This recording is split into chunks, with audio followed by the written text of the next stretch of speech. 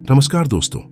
अगर तुमने बड़ा लक्ष्य चुना है तो छोटे लक्ष्यों पर ठहर मत जाना। छोटे लक्ष्य तुम्हें आनंद देंगे, एक दिन अहंकार भी पैदा करेंगे और तुम्हारे मन को शांति भी मिलेगी कि मैंने कुछ पा लिया है।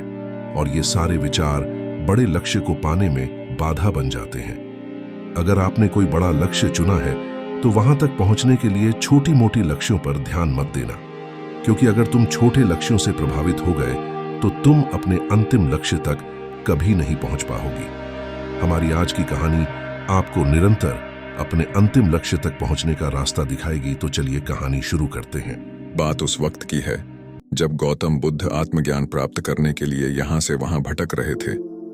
इस दौरान वह गंगा नदी पार करके मगध साम्राज्य में पहुंच जाते हैं। मगध साम्राज्य सिद्धि प्राप्त करने वाले आध्यात्मिक गुरुओं के लिए बहुत प्रसिद्ध था और गौतम बुद्ध, जो कि उस समय से सिद्धार्थ के नाम से जाने जाते थे, वो भी ऐसे गुरु की खोज में थे जो उन्हें ये शिक्षा दे सके कि जन्म मरण से मुक्ति कैसे प्राप्त की जा सकती है। ज्यादातर गुरु ऊंचे पहाड़ों या वनों में निवास करते थे। बिना थके सिद्धार्थ इन गुरुओं के आश्रम पूछते रहते और उन तक पहुंच जाते, भले ही इसके लिए उन्हें कितनी भी मेहनत करनी पड़ती, कितनी ही घाटियों या पहाड़ों को पार करना होता। चाहे वर्षा हो या कड़ी धूप, वह उन्हें लगातार खोजते रहते और इसी तरह महीने दर महीने बीतते चले गए। इसी दौरान सिद्धार्थ ऐसे साधुओं से भी मिले जो अन्न ग्रहण न करके वनों के फलों और कंदमूल पर ही अपना जीवन निर्वाह करते थे। वो बहुत कठोर तपस्या करते थे। इन साधुओं का विश्वास था कि इस प्रकार के घोर तपस्या से मृत्यु के उपरांत स्वर्ग में जन्म लेंगे। एक दिन सिद्धार्थ ने उनसे कहा, भले ही आपका जन्म स्वर्ग में हो जाए, लेकिन धरती पर रहने वाले लोगों की पीड़ा है तो ज्यों की त्यों ही बनी रहेगी। सच्चे धर्म की खोज का मतलब है कि जीवन की पीड़ा का समाधान करना, नारकीय जीवन से पलायन करना। ये सच है कि यदि हम अपने शरीरों को विषयासक्त लोगों के समान थुल-थुल बना लें तो भी समस्या हल नहीं होगी, लेकिन शरीर को तपाने से भी तो कुछ लाभ नहीं है। कुछ आश्रमों में 3-4 महीने बिताने के बाद भी सिद्धार्थ की खोज जारी रही। उनकी ध्यान साधना लगातार बढ़ती जा रही थी, किंतु फिर भी वह जन्म और मरण के दुख से मुक्ति पाने के सच्चे धर्म का सच्चा मार्ग प्राप्त करने में सफल नहीं हुए थे। समय तेजी से बीत रहा था और सिद्धार्थ को अपना घर छोड़े हुए 3 साल हो चुके थे।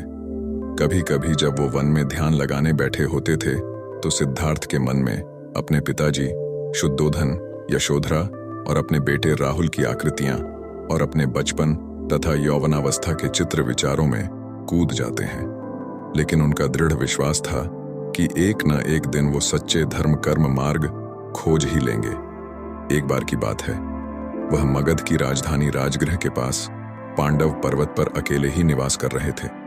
एक दिन वह भिक्षा मांगने के लिए राजधानी में आ पहुंचे। उनके मंद गरिमामय चाल तथा उनके शोमें एवं आभा युक्त मुखमंडल को देखकर रास्ते के दोनों ओर लोग रूकर इस सन्यासी को देखने लगते, जो ऐसी शालीनता के साथ चल रहा था जैसे शेर पहाड़ी जंगल में चलता हो। संयोग से उसी समय मगध के राजा बिंबिसार भी अपने रथ में सवार उधर से गुजर रहे थे। राजा ने अपने साथी को रथ रोकने के लिए कहा, जिससे वो सिद्धार्थ को भली भांति देख सके। उन्होंने अपने एक सेवक से कहा कि सन्यासी को भोजन दे दिया जाए और इसके पीछे पीछे जाकर देखकर आओगी का निवास कहां पर है। इसके बाद अगले दिन राजा बिंबिसार दोपहर को अपने रथ पर सवार होकर उसी जगह पर गए जहां सिद्धार्थ निवास कर रहे थे। अपने वाहन को पहाड़ के नीचे ही छोड़कर उपहार जड़कर अपने सेवक के साथ सिद्धार्थ के निवास स्थान पर जा पहुंचे। उस वक्त सिद्धार्थ एक वृक्ष के नीचे बैठे हुए थे। राजा उनका अभिवादन करने उनके समीप गया। यह देखकर सिद्धार्थ उठ खड़े हुए। उनकी वेशभूषा देखकर वो समझ गए थे कि ये मगध का राजा ही है। सिद्धार्थ ने हाथ जोड़े और उनको पास की एक बड़ी शिला पर बैठने का संकेत किया और सिद्धार्थ खुद उनके सामने एक शिला पर बैठ गए। इस तरह का आचार व्यवहार देखकर राजा बिंबिसार बहुत प्रभावित हुए। उन्होंने कहा, मैं मगध का राजा हूं। मैं आपको अपने साथ अपनी राजधानी चलने के लिए आमंत्रित करने की इच्छा से आया हूं। मेरी अभिलाषा है कि आप कुछ समय मेरे साथ बिताएं और मुझे अपनी शिक्षाओं तथा अपने ज्ञान से लाभान्वित करें। जब आप मेरे साथ होंगे तो मुझे विश्वास है कि मगध राज्य और भी ज्यादा शांति और तरक्की उपलब्ध कराएगा। सिद्धार्थ ने मुस्कुराकर कहा, मैं वनों में ही रहने का आदी हूं। इस पर राजा कहता है कि यह तो बहुत ही कठोर जीवन है।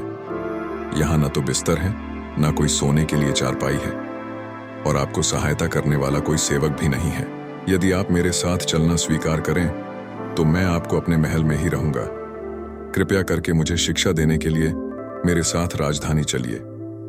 इस पर सिद्धार्थ ने कहा कि सम्राट महल का जीवन मुझे उपयुक्त नहीं लगता। मैं अपने और अन्य सभी प्राणियों के जीवन को दुखों से मुक्ति दिलाने का मार्ग खोजने में जुटा हुआ हूं। मेरे जैसे सन्यासी के हृदय की खोज की दृष्टि से महल में रहना मेरा उचित नहीं है। यह सुनकर राजा कहता है कि तुम तो मेरे समान ही हुआ हो। मुझे ऐसे से मित्र की आवश्यकता है जिससे मैं अपने मन के विचारों का खुलकर आदान प्रदान कर सकूं। जब से मैंने तुम्हें देखा है तब से मैं तुम्हारे साथ एक अपनापन सा अनुभव कर रहा हूं। तुम मेरे साथ चलो। यदि तुम्हें स्वीकार हो तो मैं तुम्हें अपना आधा राज्य देने को प्रस्तुत हो। जब तुम बूढ़ी हो जाओ तो दोबारा सन्यासी बन जाना। यह सुनकर सिद्धार्थ कहते हैं कि आपकी उद्धार देता और संरक्षण के लिए धन्यवाद करता हूं, किंतु सच तो यह है कि मेरी एक इच्छा है कि ऐसा मार्ग को जिससे समस्त प्राणियों को दुखों से छुटकारा मिल सके। सम्राट, समय बहुत ही जल्दी बीतता है। युवावस्था की शक्ति और ऊर्जा का मैं अभी प्रयोग नहीं करूंगा। बुढ़ापे के आने पर मुझे बहुत खेद होगा। जीवन इतना अनिश्चित है कि रोग और मृत्यु कभी भी दबोच सकते हैं। लोग क्रोध, घृणा, विषयासक्ति, ईर्ष्या और अहंकार की लपटों के कारण मेरे हृदय में आंतरिक अशांति व्याप्त है। जब सच्चे धर्म का मर्म मुझे मिल जाएगा तो समस्त प्राणियों के कष्ट समाप्त होना संभव होगा। यदि आपके मन में मेरे प्रति सच्चे प्रेम की भावना है तो मुझे उस मार्ग पर चलने दें कि इस पर मैं इतने समय से चलता रहा हूं। सिद्धार्थ के इन वचनों से राजा बिंबिसार और भी ज्यादा प्रभावित हो गए। उन्होंने कहा कि आपकी दृढ़ और निश्चित पूर्ण बातें सुनकर मुझे तो बहुत प्रसन्नता हुई। एक प्रिय सन्यासी, अब क्या मैं आपसे यह पूछ सकता हूं कि आप कहां से पधारे हैं और आपका नाम क्या है?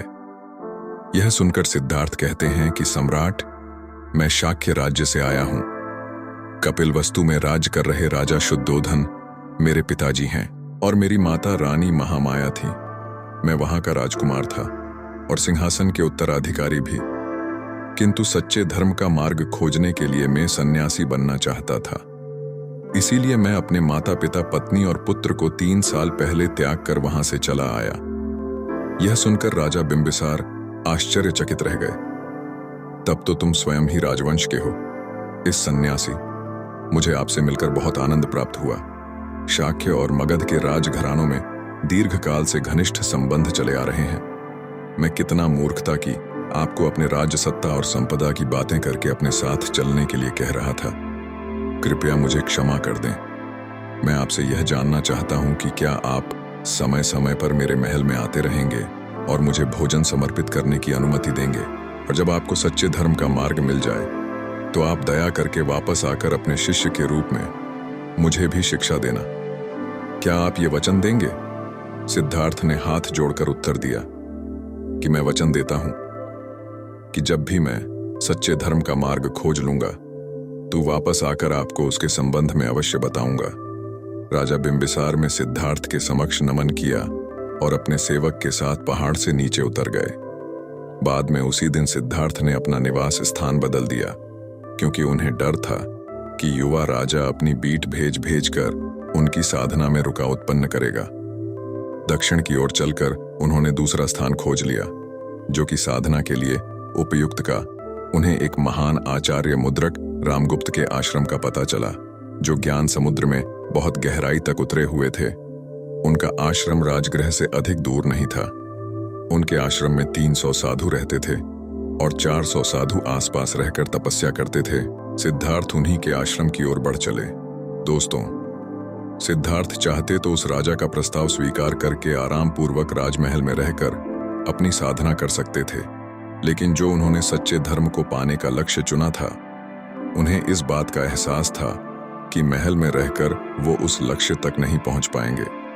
उन्होंने उस राजा का प्रस्ताव स्वीकार नहीं किया। इसी तरह हम भी जब अपने बड़े लक्ष्य की तरफ बढ़ने लगते हैं तो रास्ते में थोड़ा बहुत मुनाफा पाकर ही हम खुशी से झूम उठते हैं, और वो थोड़ा बहुत मुनाफा हमें हमारे अंतिम लक्ष्य तक नहीं पहुंचने देता। अगर आप अपने अंतिम लक्ष्य तक पहुंचना चाहते हो, जरूरी है कि बीच में आने वाले छोटे छोटे लक्ष्य की तरफ ध्यान मत दीजिए, उनको अनदेखा करके आगे बढ़ते रहिए, क्योंकि अंतिम लक्ष्य पर जो आपको सुख सुविधा प्राप्त होगी वो छोटी मोटी लक्ष्यों से बहुत ऊपर होगी। इसीलिए निरंतर अपने लक्ष्य की तरफ चलते रहें।